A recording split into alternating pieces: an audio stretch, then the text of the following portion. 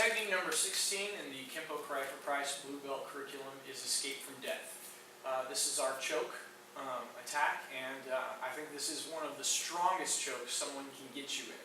So knowing how to get out of it is important, but at the same time you've got to know how to put it on correctly for two reasons. One, you might need to know how to use this yourself at some point, but probably more importantly, if you don't know how to do this correctly and you're training with somebody, you can injure your partner that way.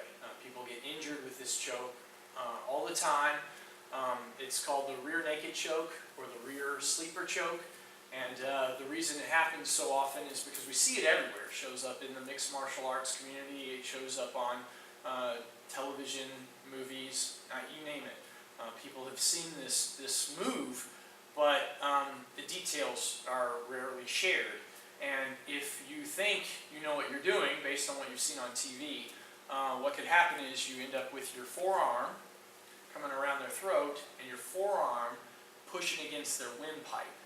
And it becomes then a means of strength. You're pulling towards yourself with your forearm against their windpipe, and your backhand's kind of braced on their head, pushing their head into your forearm, and it just crushes the windpipe. It can do a lot of damage, and even permanent damage in this. If the choke's done correctly, it's very, very quick. There's an immediate response to it, creates a gag reaction. It's not so much on the windpipe, it's more on the carotid when it's done correctly. And you know right away. You'll know when you get it, you'll see a response in your partner, and if you just squeeze it one time and let go, they'll come away just coughing because it works so well and works so fast. You won't need almost any strength at all to do this. It's a real good leverage technique and can incapacitate somebody really quickly. So this rear sleeper choke, so that you know how to do it correctly, and then we'll talk about how to get out of that hold if somebody has you in it. You're going to have to act fast, particularly if they know how to do it well. What you want in this case is they're behind you, and for the sake of the technique, it's the right arm. It can be either, but the right arm's come across the throat. And it's reaching all the way across in such a way, if it's done correctly, that the elbow lines up with your chin there. Or if you're doing it on someone, your elbow lines up with their chin. You've got to get your arm all the way around to where your elbow and the chin are in a straight line, and your elbow is underneath their chin. And what you're doing is, as you squeeze your arm in this way, you're closing like a vice. As the forearm comes towards the bicep, it should catch either side, not so much straight on. That's why it's not this forearm kind of pushing against the throat. It's a vice on either side of the throat that is then closing there and squeezing it that way, kind of scissoring action to close it that way and to cut off the blood flow to the head. Now as you do that, you have to have something behind it to brace it. Otherwise, as you're pulling this way, the head can kind of slip back, and it will tend to. As the vise closes, it pushes whatever in the center of the vise away from the middle. So we need something pushing towards the middle as well. And that's where the other hand comes into play. So if the right arm's going in front of the throat, again, you want elbow and chin, got to be in line in this case. When your elbow's underneath the chin, you're tight against the throat.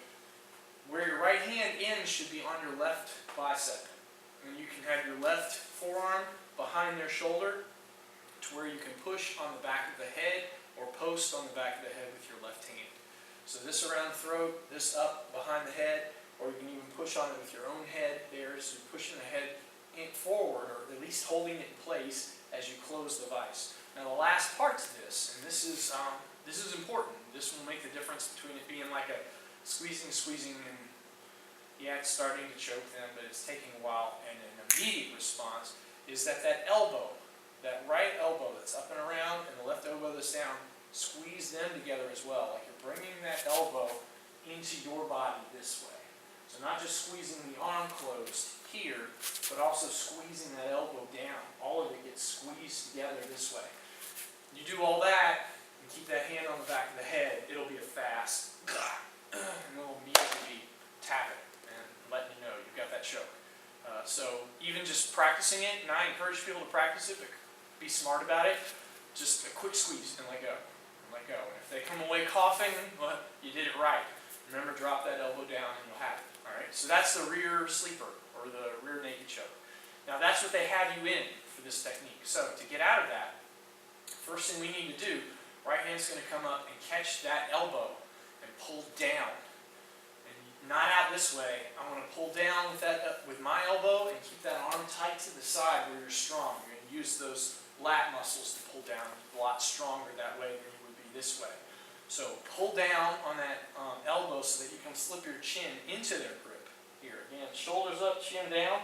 And if it closes back up and they're squeezing your jaw, that's not comfortable, but it's better than being choked, right? That's preferable. So you want to slip your jaw into their choke that way, and that'll cut off their ability to close it quick.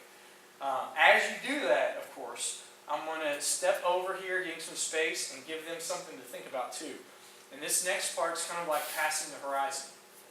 In fact, this whole technique, while it's important because the type of choke that we're trying to defeat is popular and it is very effective. The technique itself is essentially like grip of death that we did back in Orange Belt, only we've changed the attack. Instead of a side headlock, we're going to get a choke from behind.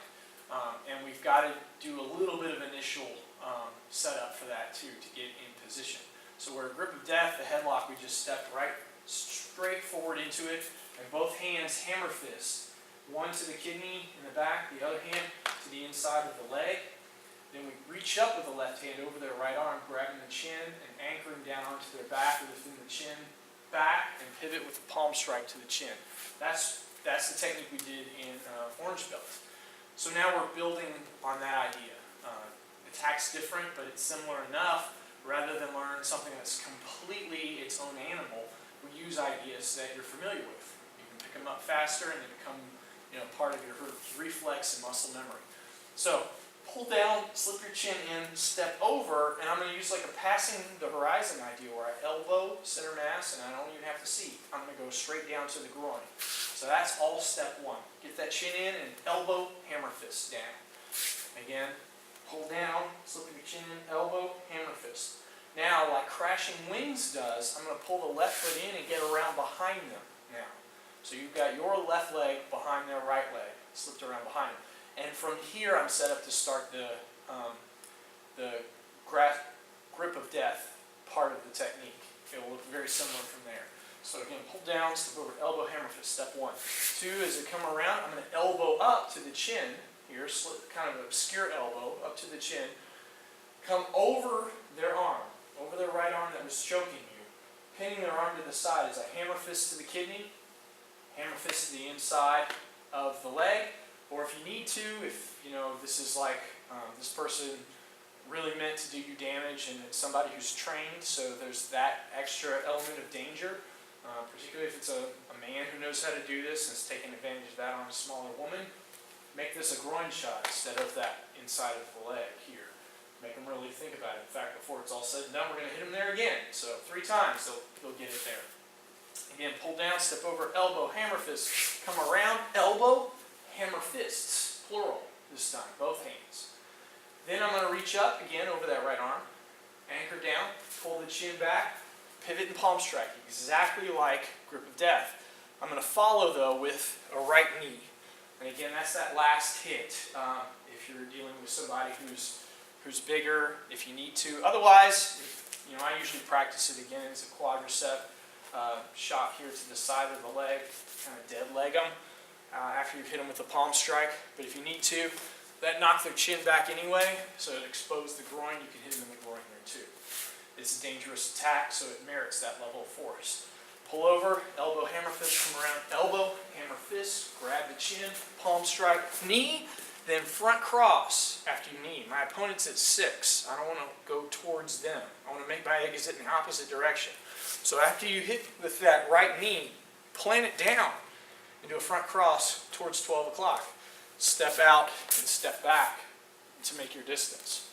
So that knee comes up and then around you. One more time, all together, escape from death, pull in, elbow, hammer fist, elbow, hammer fist, chin lift, palm strike, knee, full cover out. And again, if we did it in real time, it would look like this.